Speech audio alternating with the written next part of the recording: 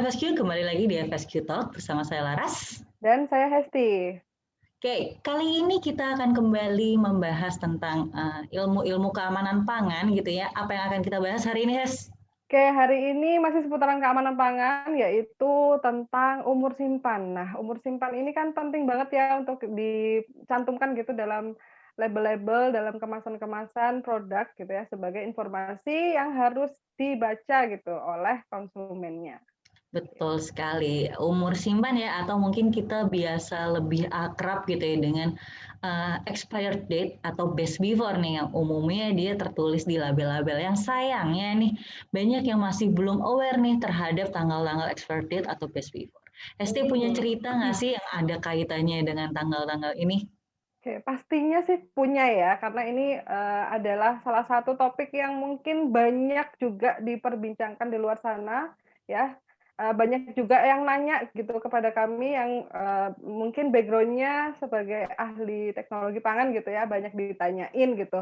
Ini kalau misalnya beli produk terus ada tanggal expired date-nya nih, kalau udah lewat gimana gitu. Nah, sering kali ditanya seperti itu. Nah, dari pengalaman pribadi itu pernah gitu ya, jadi beli mie instan, biasa kan anak kos itu untuk persediaan gitu kan, jadi disimpan lama, kemudian pas lagi pengen-pengennya kita ambil untuk masak gitu. Ternyata setelah dibuka nih, baunya udah aneh gitu, udah tengik, udah teroksidasi mungkin ya. Terus lalu baru aware nih, cari-cari info mengenai best before atau expired date-nya, dibacalah itu.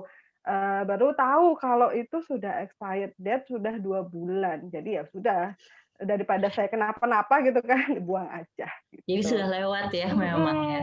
Kalau Mbak Laras sendiri punya nggak? Nah, kalau Hesti tadi kasusnya sudah lewat, kalau saya nih waktu itu belum lewat, belum lewat. Mmm, Jadi biasanya ya kalau di supermarket kan suka ada obral gitu ya, obral untuk produk-produk pangan yang sudah mendekati best before-nya atau expired date-nya. Ya biasanya kurang seminggu, kurang 2 minggu itu harganya sudah mulai didiskon. Nah, suatu hari saya sama teman saya nih, kita jalan-jalan ke supermarket, kemudian kita lihat wah ada susu nih, dia diskon sampai sekitar 70% gitu ya. gila Kita ya, lihat luar lumayan biasa kan diskonnya. 70%, kemudian kita lihat best before-nya, oh masih minggu depan, kita pikir oh sudah deket nih, masih ada nih, masih bisa diminum gitu. Terus kita beli, kita minum, rasanya sih nggak apa-apa ya, cuman ternyata besokannya kita sama-sama diare. Mungkin karena produknya Wah, sensitif ya gitu. Nanti kita juga mhm. akan bahas ya tentang gimana sih caranya analisa dari best before atau expired date atau umur simpan, dan kenapa tadi kalau Hesti setelah lewat tanggal expired date-nya masih nggak apa-apa, sedangkan saya sudah nggak bisa gitu ya. Nanti kita akan bahas. Tadi kita sempat bahas ya, ada expired date dan ada best before nih. Apa sih bedanya, Hes, untuk expired date dan best before? Oke, kita lihat bedanya ya, dari segi kalimatnya itu sendiri sudah berbeda, yang satu Hmm, expired date, yang satu best before ya. Jadi yes. artinya sendiri itu sudah lain gitu ya. Hmm, Jadi, yang pertama kita akan bahas expired date dulu. Jadi expired date ini adalah tanggal kadaluarsa ya, yang merupakan batas waktu maksimal sebuah produk itu dikatakan aman ya. Aman di yes. sini berarti, ketika dikonsumsi itu tidak menimbulkan Mm-mm. sakit atau bahkan kematian. Nah, sementara kalau best before ini adalah, suatu waktu gitu ya yang menyatakan bahwasanya, suatu produk itu masih dalam kualitas yang optimum gitu ya. Jadi di luar tanggal best before gitu ya, ketika sudah melewati tanggal best before ini yang lebih ditekankan di sini adalah kualitasnya ini apakah sudah berubah atau masih, dalam kondisi yang sama dengan, produk pada awal diproduksi, seperti itu Bu Oke, Laras. kalau expired date ini berkaitan dengan keamanan pangan ya, yang artinya ketika tanggal tersebut terlewati maka produk sudah tidak aman lagi ya. Betul, Sedangkan kalau best before, ketika tanggal tersebut terlewati, kemungkinan ada perubahan pada quality, pada mutu ya, yang berkaitan dengan rasa, penampakan, aroma, tekstur ya, dan lain sebagainya. Nah, berarti ya yang namanya umur simpan nih ya, jadi penting banget gitu ya, karena bisa jadi itu ketika sudah terlewati, maka produk mhm, tersebut sudah bisa menyebabkan bahaya ya, bisa menyebabkan sakit betul. atau paling parah kematian. Jadi best before atau umur simpan ini merupakan informasi yang sangat penting dan wajib untuk dikomunikasikan ke customer, kepada konsumen. Betul ya? Betul sekali Bu Laras. Saking pentingnya nih ya, saking pentingnya sampai dia sudah diatur di berbagai regulasi. Ada regulasi apa saja sih yang ngatur umur simpan ini, Hes?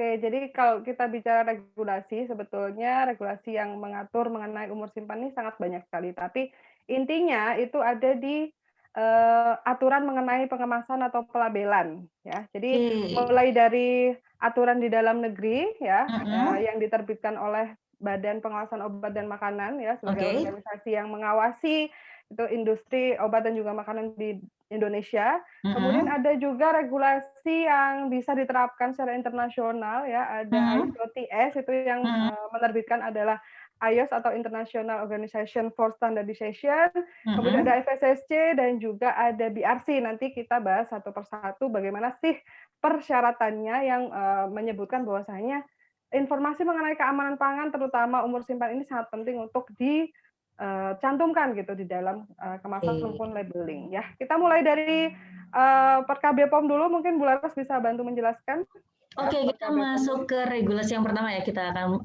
lihat nih aturannya kalau di dalam negeri sendiri seperti apa. Oke, regulasi pertama yang akan kita bahas kali ini adalah regulasi dalam negeri. Ya, bisa kita lihat di Perkab BPOM nomor 31 tahun 2018 tentang label pangan. Nah, kita bisa lihat nanti di pasal 6, ya di situ ada aturan terkait semua pelaku industri makanan wajib untuk menginformasikan detail-detail terkait keamanan pangan di labelnya. Salah satunya adalah keterangan kadaluarsa atau umur simpannya. Kemudian di klausa 34 ya, di situ juga ada informasi-informasi tentang penjelasan-penjelasan apa sih yang dimaksud dengan kadaluarsa. Ya, kemudian apa saja yang harus dimunculkan.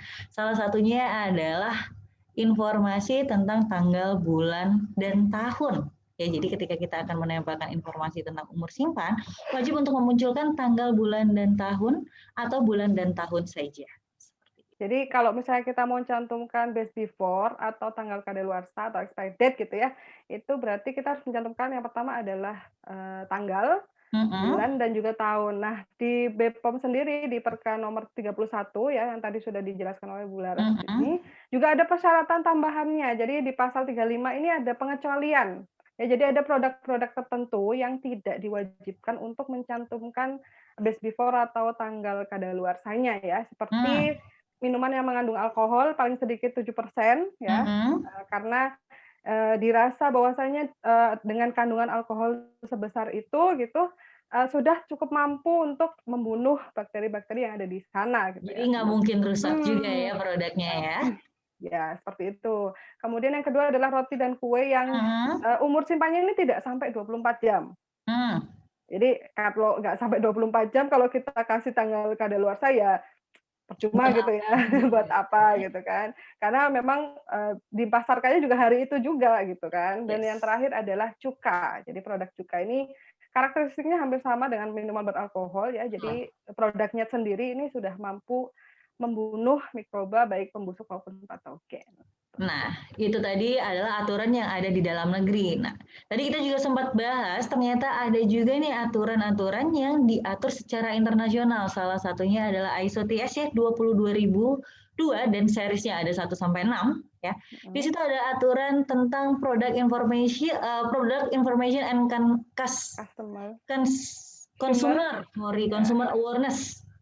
Ya, jadi itu tadi masalah bagaimana organisasi menyampaikan informasi-informasi terkait keamanan pangan kepada customer-nya. Salah satunya adalah umur simpan yang wajib untuk dicantumkan pada label pangan. Nanti bisa dilihat di klausa 17 ya kalau di ISO/TS. Selain ISO/TS ada apa lagi, Hes?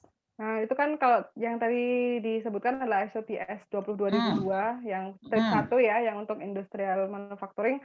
Kemudian Yes. kalau yang sekarang ini saya akan bawa ke kodeks ya. Jadi di kodeks kode CXC nomor 1 tahun 1969 yang baru saja direvisi tahun 2020 ini di pasal 83 ya mengenai produk labeling ya. Jadi sama gitu ya, bahwasanya perusahaan yang bergerak di bidang makanan gitu wajib ya memberikan instruksi atau informasi mengenai hal-hal yang menyangkut dengan keamanan produknya ya, termasuk tadi umur simpan ya untuk diinformasikan di label yang mereka gunakan seperti itu.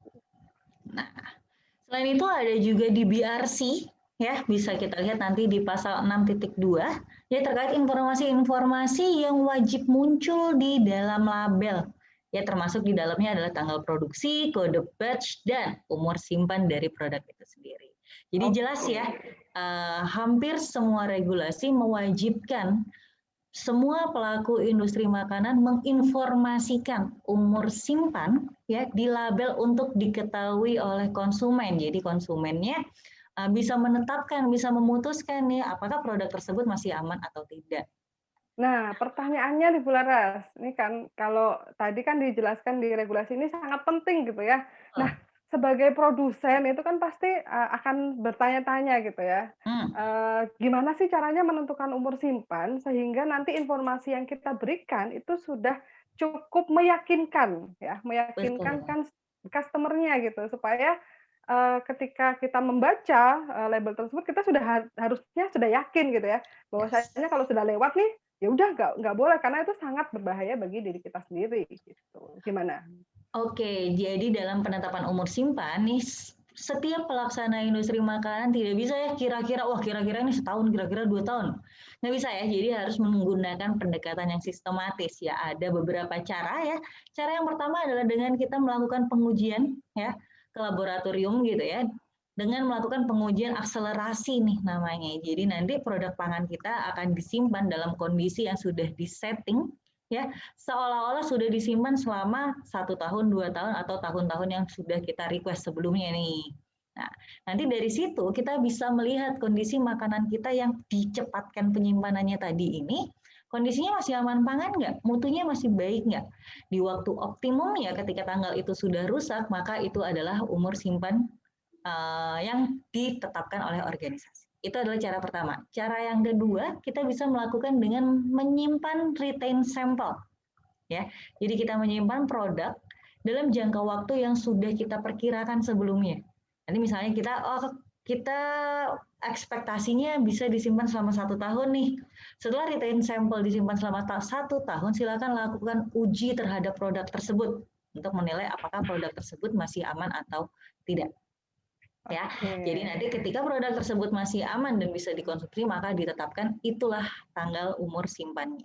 Seperti itu. Seperti itu ya. Oke, jadi kalau mungkin retain sample ini melengkapi ya, mungkin, disimpan, dalam jangka waktu tertentu dengan ya, sesuai dengan saran penyimpanannya gitu ya, Blas. Betul, betul, Karena betul. masing-masing produk itu kan cara penyimpanannya mungkin, butuh, Ya, kondisi yang berbeda-beda. Ada yang membutuhkan yes.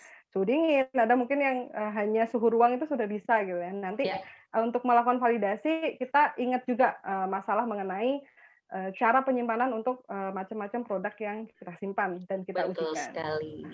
Oke, jadi untuk kesimpulannya nih dari yang kita bicarakan hari ini gitu ya, bahwasanya berarti informasi mengenai umur simpan atau expired date atau tadi banyak yang sebut juga best before ini sangat penting ya, untuk kita ketahui gitu ya. Terus tadi juga sudah dibahas regulasinya, kemudian dari segi penetapannya tadi yang sangat rumit gitu ya, sehingga, Betul. harusnya gitu ya sebagai customer atau sebagai konsumen gitu ya, karena kita tahu penetapannya sangat rumit dan sudah cukup valid gitu ya bukti-buktinya, bahwasanya berarti yang kita perlu lakukan hanyalah kita sadar ya, bahwasanya informasi yang diberikan oleh perusahaan itu, harus kita patuhi, harus kita Betul. turuti, ya. Betul. Sehingga, produk yang kita konsumsi itu tidak membahayakan diri kita sendiri. Betul sekali. Kesadaran konsumen tetap ada di tangan para konsumen. Konsumen ya, seperti Oke, itu. kalau begitu mungkin hari ini sampai sini dulu. Oke, cukup ya berarti hari ini ya? Cukup ya. Oke. Mhm. Sampai ketemu lagi di next FSQ Talk berikutnya dengan materi-materi dan pembahasan-pembahasan menarik lainnya. Sampai jumpa Sampai kembali. jumpa. Terima kasih. Bye.